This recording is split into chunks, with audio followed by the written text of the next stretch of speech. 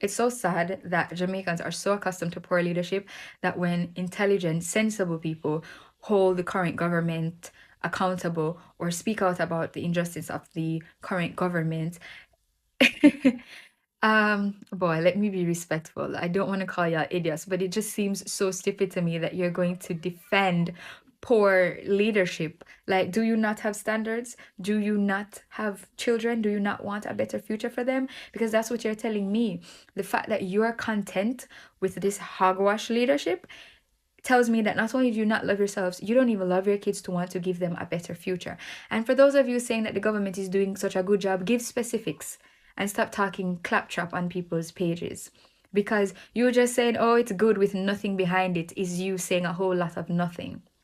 And furthermore, when you choose to be a leader, you choose to be in a position where you are held accountable. Just like if you